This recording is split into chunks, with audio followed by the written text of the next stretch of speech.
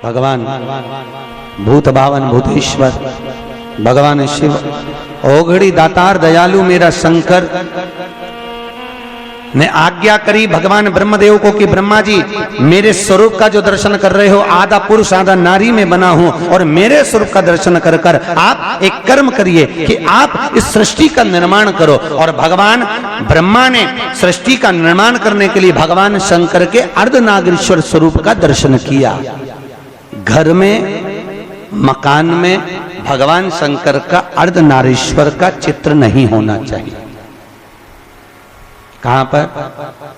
जम के बोलो, घर के अंदर, घर के अंदर कुछ चित्र और कुछ वृक्ष हमारे यहां वर्णन किए गए हैं कि कौन सा चित्र घर में होना चाहिए, कौन सा वृक्ष घर में होना चाहिए। चित्र का भी प्रमाण कि चित्र कौन सा,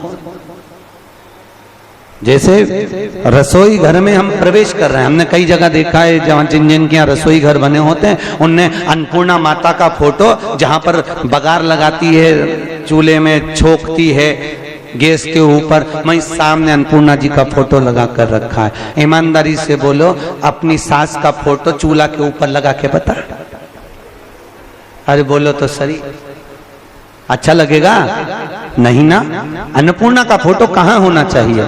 शास्त्र कहता है अन्नपूर्णा मैया का जो चित्र है, अन्नपूर्णा मैया का जो चित्र है, अन्नपूर्णा मैया का जो फोटो है, वो जहां से अपन रसोई घर में प्रवेश करते हैं, प्रवेश करते समय अन्नपूर्णा माँ का चित्र उस सम्मुख में होना चाहिए। प्रवेश करते समय हम अन्नपूर्णा का दर्शन करके अंदर प्रवेश करें,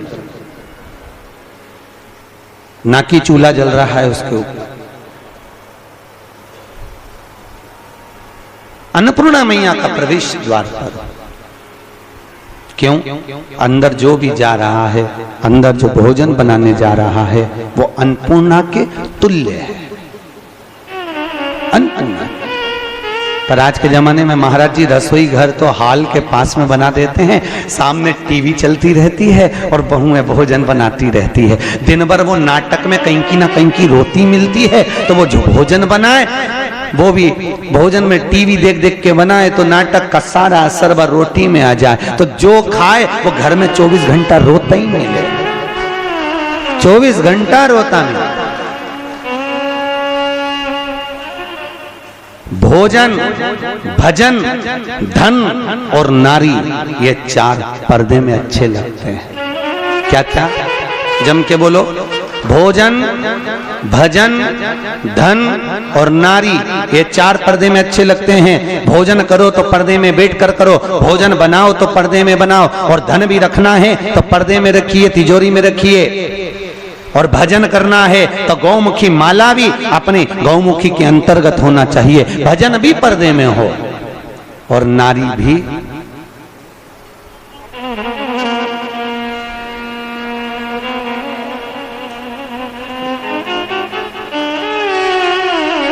अब आज तीसरा दिन हो गया, बोलना नहीं पड़े जीजियों, हमारा क्या जाए, हम तो बोल देते हैं कि देखो ये सब चीजों का बड़ा प्रमाण है। जरा सा वो भोजन,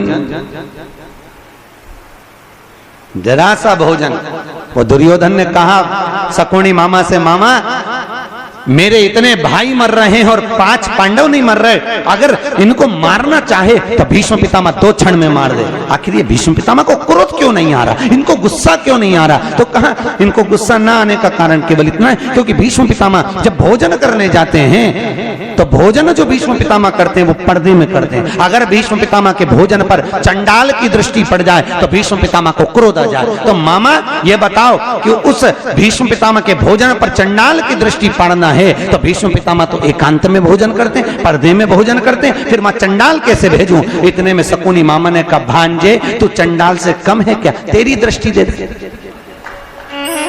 तो तेरी दृष्टि दे।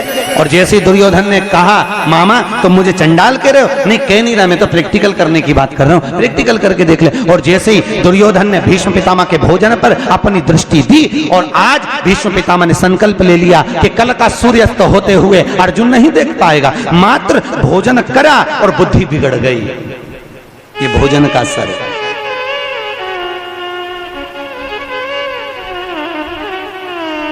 शादी में, पार्टी में पति और पत्नी जब शादी में, विवाह में जाते हैं तो या तो उन दोनों का झगड़ा जाते समय होता है या फिर आते समय होता है। जरूर होता है, पक्का है, बिल्कुल निश्चित। अगर अभी जाते समय अच्छे से जा रहे हैं दोनों स्माइल देते हुए, तो जब गाड़ी पे आएंगे तो वो आगे चलाता रहेगा और ये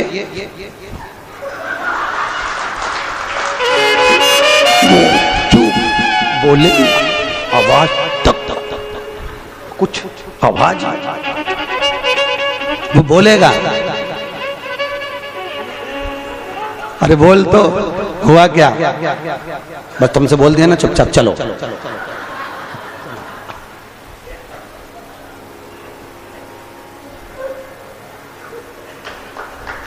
चलो चुपचाप। क्यों? अब कोई समझ तो पाया नहीं, कथा में समझ जाओ। भोजन का असर है।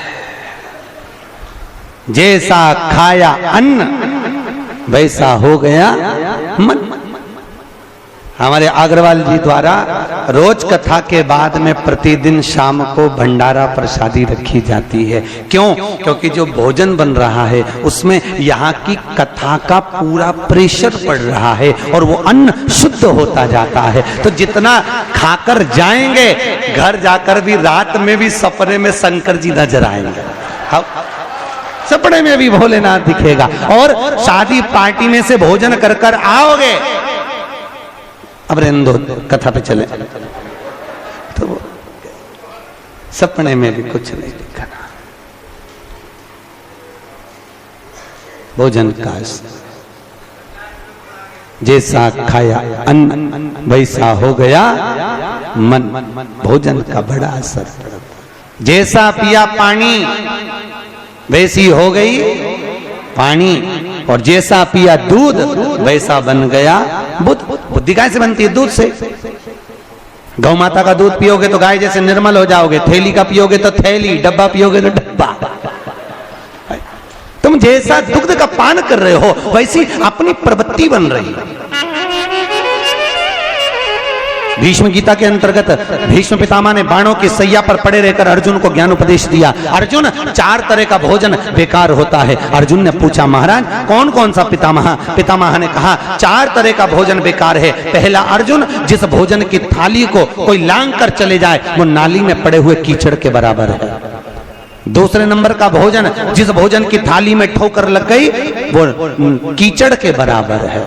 और तीसरे नंबर का भोजन, जिस भोजन की थाली में केश पड़ा हो, बाल पड़ा हो, वह दरिद्रता प्रदान करने वाला होता है। और चौथे नंबर का भोजन, अर्जुन सुन, पति और पत्नी अगर एक ही थाली में साथ बैठकर भोजन कर रहे हो तो वो मदिरा के बराबर होता है, मदिरा के तुल्य है। और अर्जुन, पति के जीवने के बाद अगर पत्नी उसी थाली में भोजन करती है तो वो चारों तीर्थों के मंदिर के प्रसाद से बड़ा महाप्रसाद बन जाता है। उस प्रसाद को वो ग्रहण करता। अब तुम्हें सास कितना समझाती है बेटा साथ में बैठ के मत खाओ, पर तुम्हें बुरा लगता है। तुम्हें लगता है बताओ ये तो हमारा भला ही नहीं चाहती है, हमारा बुरा चाहती है। भैया वो क्यों कह रही है उसको मालूम है कि ये भोजन श्रेष्ठ नहीं होगा। हाँ, अगर दोनों को साथ बैठ के खाना है तो 2 थाली लगाओ, एक साथ बैठो, एक साथ खाओ, मना नहीं है। पर भोजन की एक थाली में दोनों को भोजन नहीं करना चाहिए।